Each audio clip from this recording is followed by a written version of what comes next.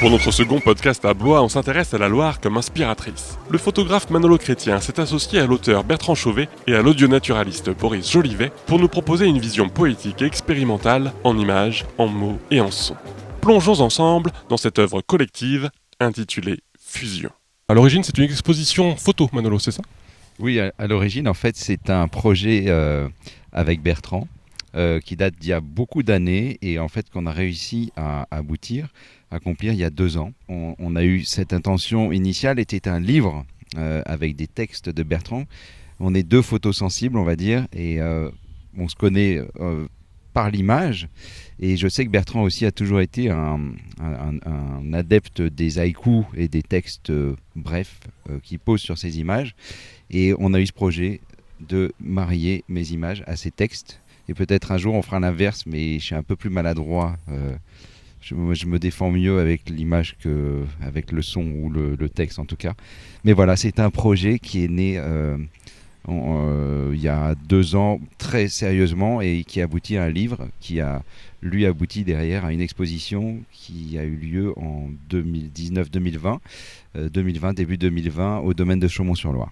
Un mariage de mots et de photos autour de la Loire.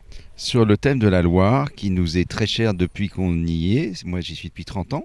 Bertrand, peut-être aussi. Tout autant. Voilà. En fait, c'est drôle parce que moi, je suis très littoral dans ma vie et j'ai beaucoup évolué entre la Méditerranée et la Manche.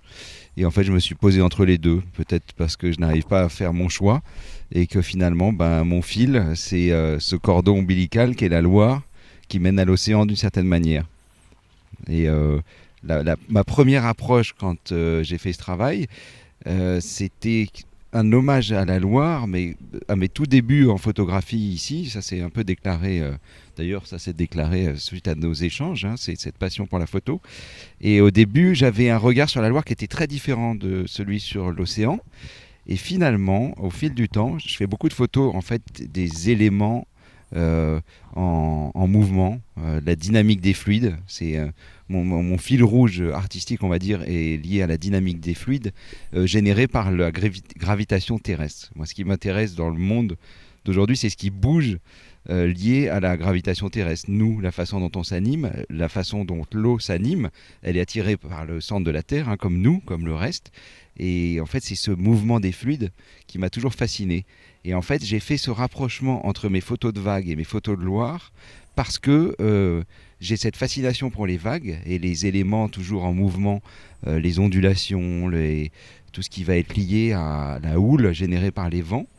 Et en fait, j'ai vu dans la Loire, avec le temps et puis avec le regard toujours plus proche de la Loire, un regard vraiment intime. D'ailleurs, notre premier projet s'appelait Intime Loire. C'était une sorte de voyage immobile, mais dans des détails de Loire qui faisaient qu'on n'était plus vraiment sur la Loire. On était dans une espèce d'univers où on sentait qu'il y avait de l'eau, mais pas nécessairement. Il y avait un hommage au mouvement des fluides. Et en fait, ce qui m'a vraiment habité dans le projet Fusion, c'est cette idée que les vagues sur la Loire, contrairement à la mer, sont des vagues immobiles. C'est-à-dire que le courant, avec le fond marin, la roche, tout ce qui va être relief, va générer des vagues, mais qui sont immobiles. Donc c'est assez facile pour le photographe. C'est qu'on prend des vagues immobiles, on n'a pas à la suivre. Donc ça permet de faire des effets en vitesse lente, qui est vraiment ma passion dans l'étude du mouvement. Ces vagues immobiles, on se met sur pied, on prend l'image avec un certain temps de pause et on obtient ces fusions justement. Fusion, en fait, c'est un des premiers mots qui nous est venu à l'esprit, tellement ces images font voyager dans des matières presque solides, ou en tout cas on peut être dans des fourrures pour certaines photos, on peut être dans la lave en fusion pour d'autres. On n'est plus vraiment dans la surface de l'eau. Du coup, comment ça se passe cette entente entre vous ? Manolo fait des photos, te les propose et toi tu écris les textes dessus ou... Alors en fait, ça s'est construit de façon, si j'ose dire, à la fois plus empirique. Fusion, c'est avant tout une histoire de rencontre. Une rencontre autour de partage d'un paysage, mais d'un paysage sensible, d'un paysage onirique. Et lorsque j'ai découvert les photographies de Manolo, j'ai été capté et captivé à la fois par le fait que, certes, elle représente la Loire, mais elle représente surtout un territoire imaginaire. Elle nous invite à un voyage totalement immobile, et presque d'une certaine manière, d'où d'ailleurs certaines formules dans ces textes haïkus que j'ai pu intégrer, elles m'ont fait songer assez étrangement à des images astrales, et notamment à des images qui ont été captées par la sonde Cassini, à la surface de Titan, où l'on voit effectivement des grands lacs d'éthane et de méthane. Et lorsque j'ai vu ces photographies-là, c'était pour moi l'évidence d'un voyage onirique, poétique, presque un passage vers d'autres frontières, vers d'autres paysages imaginaires. Et donc l'articulation à la lecture de ces images s'est faite de façon très naturelle. C'est-à-dire que les mots sont venus assez naturellement dans leur simplicité. Alors, je le dis, ce ne sont pas des haïkus au sens formel, voilà, pour les puristes. En tout cas, ce sont des textes façon haïku, très courts. Et ce qui a été assez troublant, finalement, dans l'aventure de Fusion, c'est que ça a été à la fois rencontre et parcours. Rencontre par l'échange de nos sensibilités communes, et parcours parce que le son et la rencontre avec Boris s'est assez rapidement invitée. Et l'on s'est dit finalement que la dimension tridimensionnelle du projet était en train de naître et que le son allait devenir un élément essentiel. Et s'il n'était pas arrivé, d'ailleurs j'ai presque envie de dire une pièce manquante au projet, tant effectivement là ça nous a permis vraiment de plonger dans un univers. Et puis de façon plus générale et en écho à la mission Val-de-Loire, ça a été aussi une réponse à ce qu'est, au questionnement actuel de ce qu'est le territoire en fait. Le territoire, c'est pas simplement une géographie, c'est pas simplement des espaces ou une frontière. C'est aussi quand on pose ce regard quelque part, dans quelle dimension rentre-t-on ? Je crois que c'était Sylvain Tesson qui disait qu'on peut convoquer une partie du cosmos au fond de son jardin. C'est un petit peu ce qui nous est arrivé en fait à tous les trois quand on a commencé à travailler sur ce projet. Donc le mariage s'est fait très naturellement et ça a été là aussi ça a été un peu l'exercice entre nous trois. Ça a été finalement je pose une photo, j'intègre un texte, j'écoute un son et puis voilà, la construction s'est faite de façon naturelle, un peu comme un bateau qui dérive lentement sur la Loire.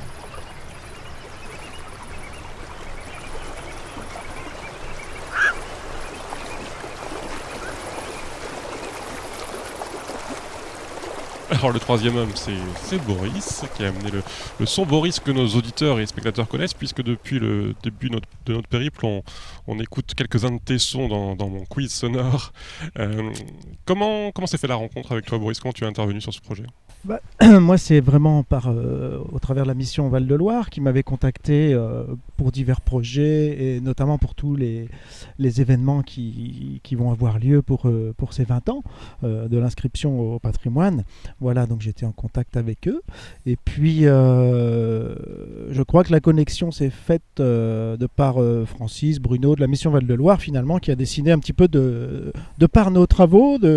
Moi, je connais bien Bruno depuis longtemps, il connaît bien mon travail et je crois que quand il a découvert le travail de Manolo et Bertrand, il a senti cette connexion dont tu parlais et voilà, donc on s'est retrouvés, on s'est rencontrés tous les trois. Mais ça s'est fait comme une évidence du coup. Alors je pense pour Bruno, oui, il a senti la chose et puis c'est marrant dans ce que vient de dire Bertrand, c'était comme une évidence. Quand moi également j'ai découvert ce travail, tout ce que tu as dit là me parle beaucoup parce que c'est effectivement un voyage imaginaire. Ça m'a beaucoup plu là, cette notion on part un petit peu, on est sur une autre planète alors qu'on est sur la Loire. Moi je connais la Loire depuis, je suis un enfant de la Loire. J'ai commencé, je suis naturaliste avant tout, audio-naturaliste, mais naturaliste passionné avant tout. Et mes débuts se sont passés sur les bords de Loire, sur les îles. Voilà, je suis passionné, amoureux de la Loire. Voilà. Donc quand j'ai découvert ce travail, j'ai vraiment adoré ce regard différent, effectivement, et cette vision un petit peu de l'imaginaire, de proposer un voyage un petit peu nouveau. Et avec toute ma matière sonore que j'ai pu obtenir depuis de nombreuses années. Du coup, tu as pioché dans cette matière. Voilà, j'ai pioché dans cette matière. Voilà. Et c'est vrai que quand j'ai vu ce travail, voilà, je me suis dit, il y a vraiment quelque chose de beau, de poétique, d'onirique. Et j'ai essayé d'aller aussi dans ce sens-là et en lien avec ces textes, effectivement, qui parlent de méthane, de choses comme ça, très très très très belles. Ça m'a vraiment parlé. C'est pas la première fois que tu travailles sur un projet autour de la Loire. Non, mais disons que jusqu'à maintenant, je suis beaucoup dans la biodiversité de la Loire, la sensibilisation, de montrer ce patrimoine sonore naturel, voilà, de créer des spectacles mais sonores, mais plutôt assez réalistes. Et là, vraiment, ce côté onirique, pour moi, c'est une étape un petit peu différente et très intéressante. C'est une expérience, voilà. Une expérience et je suis allé chercher dans des matières justement un petit peu abstraites, mais captées sur la Loire. Voilà, et proposer un nouveau voyage. Pour moi, c'est un nouveau voyage sur la Loire, un autre regard alors qu'on est juste là.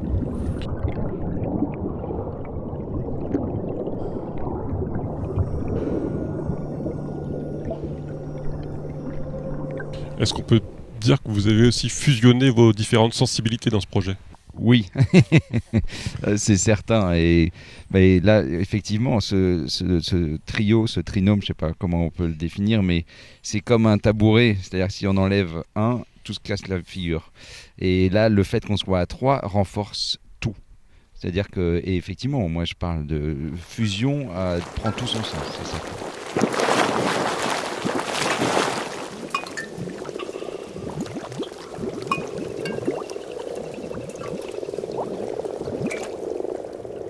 On se connaissait pas en fait avant ce projet et quand j'ai reçu ce montage qui justement était différent et pour moi pas évident tout de suite à composer au niveau sonore, voilà, j'ai fait ce travail, je leur ai proposé, ils sont venus chez moi écouter. Et j'étais pas inquiet, mais comment dire, j'attendais, j'étais impatient, voilà, d'avoir leur retour. Et ça a été vraiment positif. Ils sont rentrés dedans. Enfin, voilà, ça collait. Il y a un truc, ça collait. Et c'est vrai, quand j'ai créé ça, j'étais vachement aussi dans le visuel, évidemment, mais dans la lecture des textes. Et voilà. Il y a un vrai trinôme, je crois. Enfin, on l'a senti et ça fonctionne. Et ce qui nous a aussi vraiment stimulé, c'est que l'on a de très belles d'ailleurs représentations très naturalistes de la Loire, et là effectivement à travers ce travail, ce que l'on propose finalement, c'est une invitation. C'est-à-dire qu'il peut y avoir soit une lecture non pas partielle, mais davantage portée sur l'image, sur la captation d'un son, sur un mot qui effectivement va résonner chez le spectateur de telle ou telle façon, ou alors on peut prendre effectivement l'ensemble du dispositif. Voilà, c'est vraiment cette notion de on voit tous la même chose, mais nos interprétations sont vraiment différentes. Et finalement, ce que l'on propose à travers Fusion, c'est aussi au spectateur de se réapproprier un espace et finalement, en fonction d'un son, en fonction d'un mot, de faire sa propre cartographie émotionnelle finalement du fleuve. Voilà. Comment il s'est fait ce montage ? Comment on est passé de ce livre, cette exposition photo à une vidéo expérimentale, mais une vidéo, des images qui bougent ? Comment ça s'est fait ? Alors étonnamment, en fait, quand j'ai fait tous ces clichés pendant des années, j'étais avec un appareil qui permet non seulement de faire des images fixes, mais de la vidéo, comme beaucoup de réflexes numériques contemporains, on va dire. Et du coup, je ne savais pas pourquoi je le faisais, mais je sentais que j'en ferais quelque chose un jour. Et c'est drôle parce que en même temps que j'ai fait cette sélection d'images, enfin qu'on a fait cette sélection d'images avec Bertrand, Bertrand a eu un regard important sur la sélection parce que la difficulté du photographe quand il est seul à faire ses sélections, c'est qu'il a tendance à aimer un peu trop tout. Et il retrouve ses émotions du moment, etc. Et puis en fait, on en oublie l'essentiel. Et je me souviens, Bertrand me dit un jour, on avait peut-être 200 photos, et je me disais, on va faire une bible. Et puis, il m'a dit, non, Manolo, il y a une phrase que j'aime beaucoup, choisir c'est renoncer. Et puis là, il a tapé dans le truc, il est resté 40 photos. Je dis, ah oui. Bon, et en même temps, c'était totalement justifié. C'est que, voilà. Mais du coup, dans ces 40 photos, étonnamment, la plupart a été accompagnée d'une vidéo, parce qu'à ces moments-là, il y avait effectivement des lumières particulières, il y avait... Et donc, ces petits bouts de films qui étaient entre 30 secondes et 1 minute. Alors, ce qui est génial, c'est comme je disais tout à l'heure, la vidéo prend tout son sens parce qu'on est sur pied. Je travaillais sur pied essentiellement.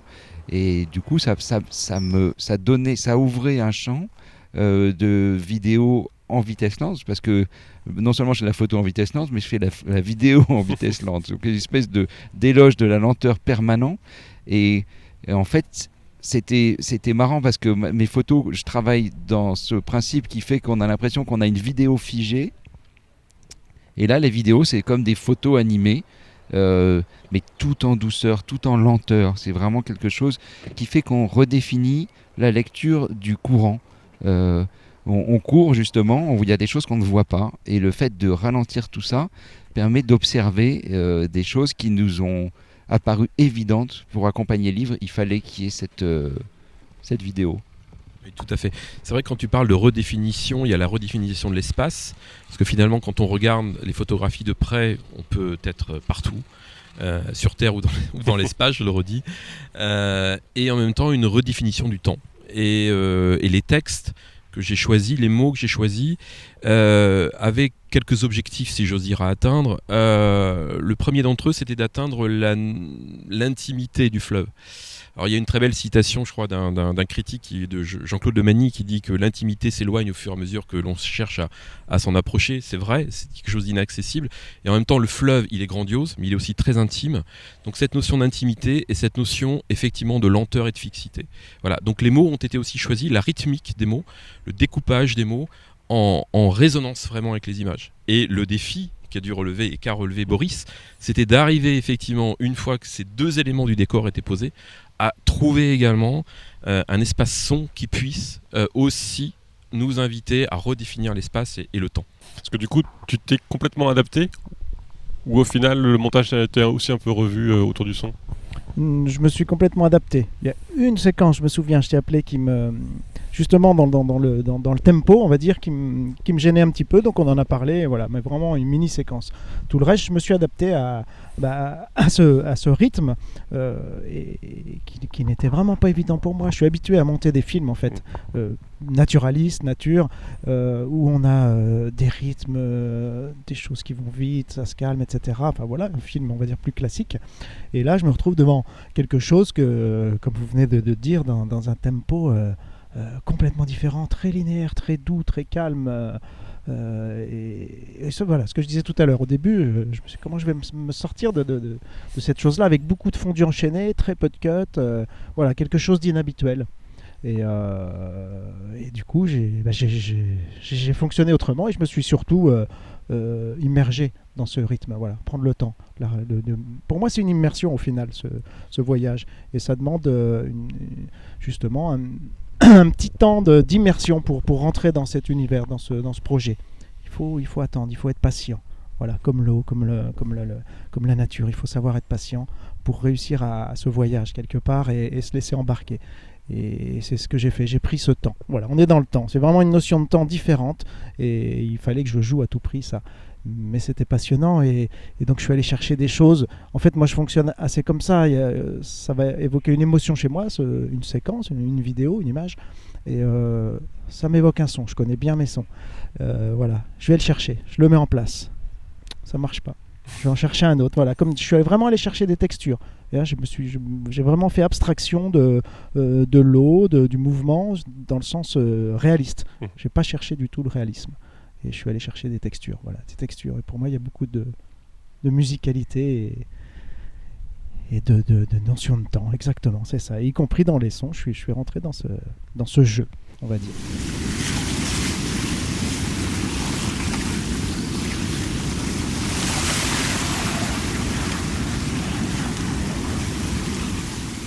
Parlons de la grande inspiratrice de ce travail, la Loire. Donc, un enfant de Loire et deux adultes de Loire. Qu'est-ce qu'elle est pour vous, cette Loire ? Toi, Manolo, tu as ton atelier qui donne dessus. Alors, ouais, moi, mon atelier, j'ai la chance d'avoir un regard sur la Loire permanent depuis 30 ans. Et je suis un voyageur, je poursuis les fluides au fil de l'année. Donc, je pense que je passe environ 6 mois de l'année vue sur Loire. Et c'est vrai que quand je suis arrivé il y a 30 ans, je m'étais dit, bon, je ne fais que passer, le littoral m'absorbe, j'ai besoin d'iode, j'ai besoin de swell, j'ai besoin de sel, et tout ça manquait un peu. Mais avec le temps, ça a été une histoire d'amour lente, c'est-à-dire que au début, je me disais, ouais, c'est vrai que c'est pas mal, ces rives en face qui sont illuminées du matin au soir. En plus, j'ai la chance de donner vers le sud, et donc je vois les lumières matinales, du matin au soir, les lumières sont incroyables. Et du coup, je me suis dit, après tout, ce cordon ombilical qui mène à la mer, il a sa force finalement. Je le trouvais trop sage au début et non, mais justement, comme je disais tout à l'heure, le fait d'avoir un regard plus en détail permet de se rendre compte de toute la force des éléments. Voilà, c'est plein de petits univers. C'est une espèce de concentré de ce qui pourrait se passer en mer, mais en version réduite. Et si on rentre dans cette version réduite, on réalise qu'il y a plusieurs mondes en un seul. Et ce voyage immobile que je fais depuis mon atelier depuis 30 ans, je suis pas allé bien loin pour chercher toutes ces images. J'ai arpenté, j'ai peut-être fait 200 km de Loire. Ça m'a suffi amplement. J'aurais pu faire même moins. Et en fait, c'est ça. C'est quand on parlait d'arrêter le temps, voilà, de se nourrir de ces petits détails du quotidien et de s'en émerveiller et puis d'émouvoir, si on peut, à travers ces regards où on a des reliefs incroyables qui font que la Loire, en plus, c'est une sorte de marée montante et descendante avec toujours cette notion de temps réduit. C'est-à-dire qu'en mer, où on a toutes les 6 heures une marée, là, on a tous les 6 mois une marée. Et peut-être que cette vitesse lente, elle est induite par ce principe de la Loire, mais inconsciemment. C'est-à-dire que voilà, j'ai fait mes clichés, marée haute, marée basse, mais en l'espace de 4 marées qui ont duré 2 ans. Pour toi, Bertrand, c'est quoi la Loire ? Alors la Loire, c'est invité, si j'ose dire, vraiment comme un espace sensible. Qui, selon les états traversés du moment, les états de la vie, ça pouvait être parfois une cicatrice. Manolo parlait de cordon ombilical, un ventre, une matrice, quelque chose. Et en tout cas, je le redis parce que pour moi, c'est, malgré la grandeur, l'amplitude de cet espace, un espace très intime. C'est-à-dire que, comme le disait Manolo à l'instant, pas besoin d'aller très loin. Il suffit de se déplacer de quelques centaines de mètres parfois pour découvrir un autre microcosme, un espace différent. Et sans mauvais jeu de mots, la Loire, c'est vraiment le reflet de cela, des émotions que l'on peut traverser. Et très vite, étant amoureux des mots et aussi des images, j'ai trouvé à travers cette apparente immobilité tout un territoire d'expression possible. Et puis, quand on parle du fleuve, on évoque souvent sa surface, on en oublie sa profondeur. Une très belle chanson, je crois, de Noir Désir qui parle justement du fleuve et de la profondeur du fleuve. C'est un peu ça aussi. Parfois, il y a quelque chose d'insondable dans ce fleuve, quelque chose de tumultueux. Voilà, et donc c'est toutes ces couleurs et ce mariage entre ciel et eau en l'occurrence qui fait que quand on est un peu hypersensibilisé à notre espace, c'est un terrain de jeu absolument incroyable. Pour l'avoir déjà suivi sur une journée, je sais que Boris la sonde la profondeur de la Loire. Je me souviens de ce soin incroyable de la photosynthèse enregistrée avec un petit micro aquatique. Toi, enfant de Loire, plutôt côté Touraine du coup ? Oui, vraiment Touraine, plus on va dire vers Amboise, voilà. Ce fleuve, il représente quoi pour toi dans ta vie ? Et moi, c'est toujours, je dirais, ce côté naturaliste, évidemment. Puisque c'est elle aussi qui m'a amené cette passion, entre autres. Pour moi, j'aime bien utiliser cette métaphore, c'est l'autoroute de la vie. Voilà. Dans le sens où, voilà, je l'ai parcouru de la source à l'estuaire, cette Loire, en canoë, à pied, parce que je l'adore et je voulais la découvrir en entier. C'est pas fini, il me reste beaucoup, évidemment, mais j'en ai fait pas mal. Et pour moi, c'est ça. C'est une densité, une diversité d'espèces, donc une biodiversité extraordinaire, du départ jusqu'à l'océan. Et avec aujourd'hui justement tous ces espaces qui se réduisent, elle reste encore sauvage, on le dit souvent, mais elle l'est.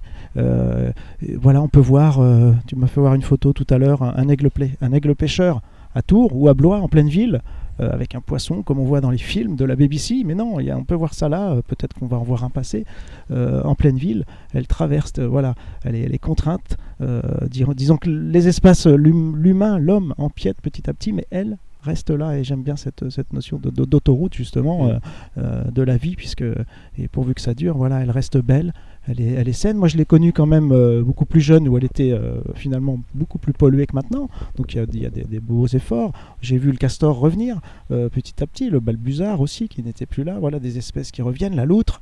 Donc tout ça pour moi, voilà, ça représente ça et c'est important pour ma passion évidemment, ce maintien à cette biodiversité, à cette nature qui est on ne peut plus importante aujourd'hui. Tu parles des changements des changements passés sur le territoire. Qu'est-ce qu'on peut espérer aujourd'hui de ce territoire qu'il évolue encore? De quelle manière? Donc là tu parles le territoire de la Loire, précisément, ou du Val de Loire. Ouais. Ce qu'on peut espérer, c'est aujourd'hui il y a tellement de choses là, ça serait très très long là, il faudrait juste une émission pour ça. Mais lui, si on pouvait l'imaginer dans 20 ans. Dans 20 ans, mais c'est déjà beaucoup moins de pesticides et d'herbicides aux alentours. Ça c'est quelque chose de très très important. De pouvoir et aussi évidemment tout ce qui est polluant, donc nos véhicules, etc. Et puis tous ces plastiques qu'on utilise, qu'on retrouve dès qu'il y a des crues partout sur les îles. Parce que ça aussi tout à l'heure je l'ai pas dit, mais la Loire, on va sur une île. C'est la forêt vierge, personne n'exploite, donc on a des arbres morts, c'est d'une richesse, des insectes, c'est génial. Voilà. Mais donc, tous ces plastiques, tous ces polluants, là, si on pouvait, l'homme, se raisonner et réussir à